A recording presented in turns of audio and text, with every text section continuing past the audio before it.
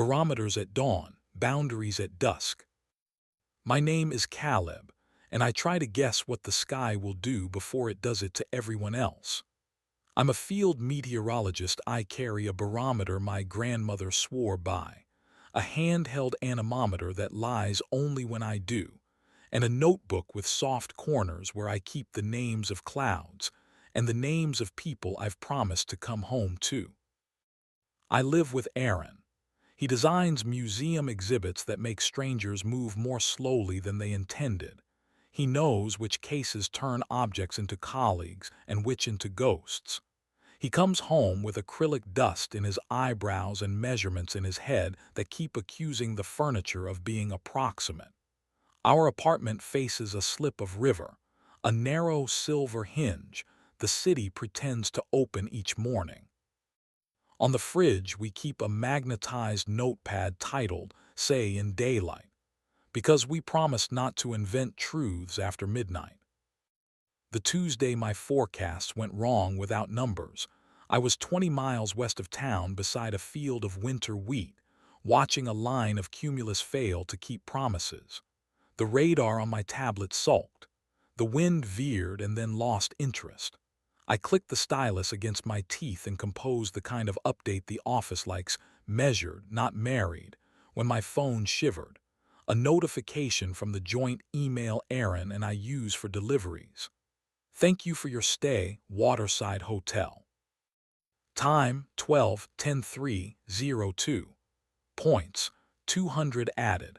The wheat said nothing useful. I took another sounding with a balloon that was bored of being wise and watched it vanish into polite blue. I didn't call. Our rule for anything that isn't yet a disaster is 2 loops around the block before nomming it. My block was the field road itself, gravel the color of decisions. I walked down and back twice, boots arguing with stones. The air said the only sentence air knows: you already know. Aaron got home smelling like laser-cut acrylic and a deli sandwich he didn't finish. He set a roll of painter's tape on the counter, kissed the air, then my cheek, then the scar on my knuckle from the hail probe. The third kiss is always the calibrated one with him, and saw the notepad flip to its blank side. I held out my phone as if it were a glass of water he might not want. He didn't rehearse confusion. "Yeah," he said, resting his palm on the back of a chair the way builders ask wood to keep their balance.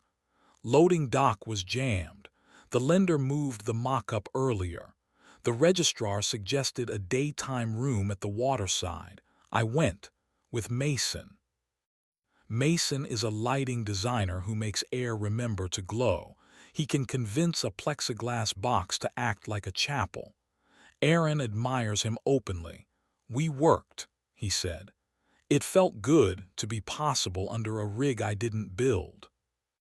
There are wins you respect because they are not yours. "We need a clear table," I said. "Tonight, no phones, no Allen keys disguised as metaphors." I have a habit. I turn fear into furniture. I pulled the task lamp from my desk to the hallway console, laid a rectangle of plexiglass on top, slid a short string of battery lights underneath and taped a clean sheet of A3 paper over the glow. I wrote, "Clear table, one truth, one want, no asterisks." Aaron set both palms on the paper. "I'll start," he said, voice steady as a level. I like being looked at like I was still becoming. My truth didn't want to sound like a forecast. "I'm not afraid you slept with him," I said. "I'm afraid you'll write the final label somewhere I can't read it. My want.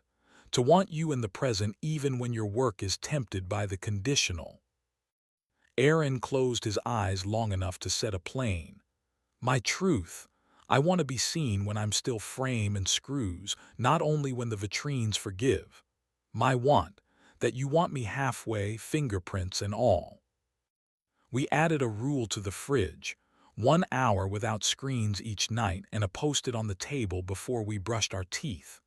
The first week looked like a row of small sentences: "Kiss me without captions," "Say no without labels." Hotel emails stop at the door, And then, predictably undead, the hotel wrote again.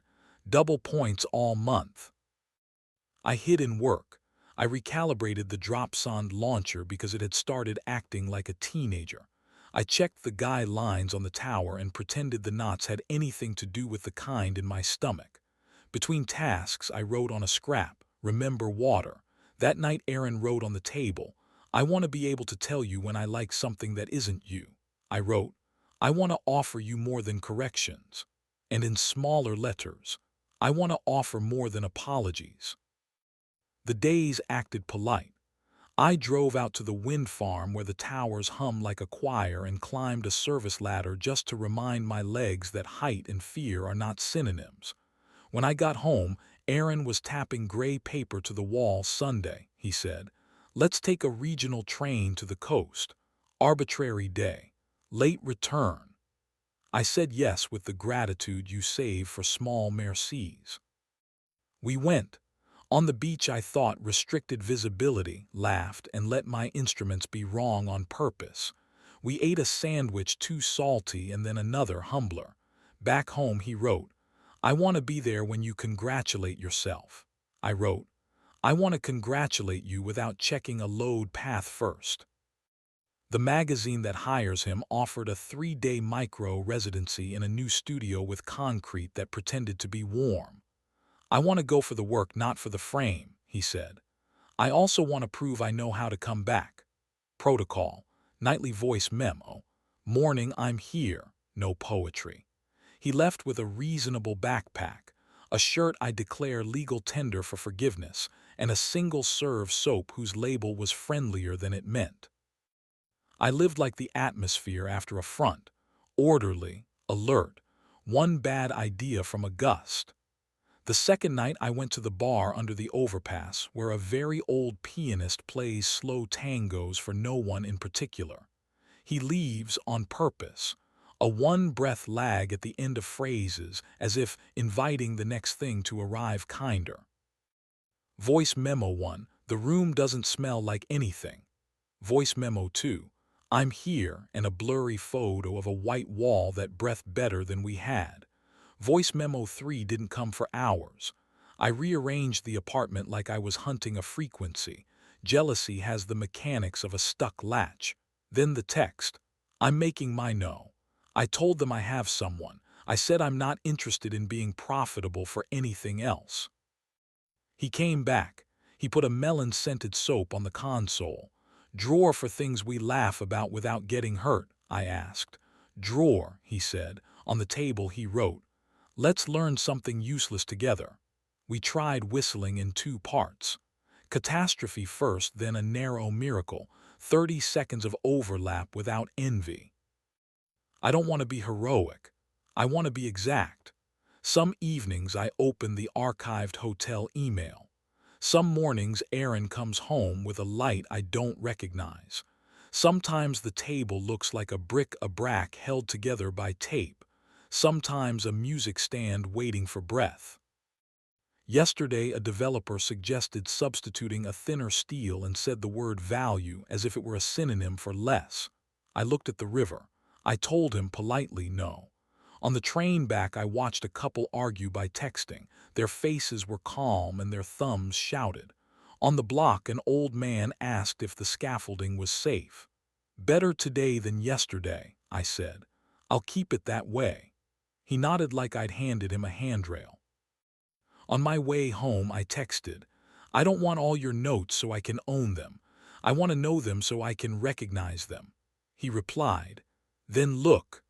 I ducked into a hardware store that smelled like competence and bought a strip of small blank tags. This morning the hotel tried again.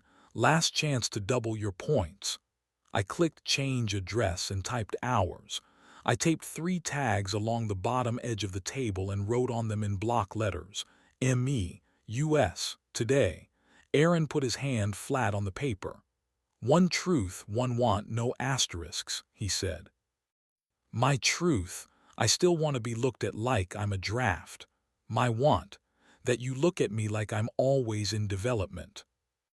My truth, I said, is that I'm afraid of silence but less than yesterday. My want, to kiss you now, even if our hands smell like acrylic and electricity. The little lights under the plexi flickered as if agreeing. Somewhere a bridge practiced for weather. 2 floors down a neighbor opened his window to see if the day had arrived and found it waiting without judgment. And the switches of the city, if you'll believe me, decided, for one night only, to line themselves without complaint.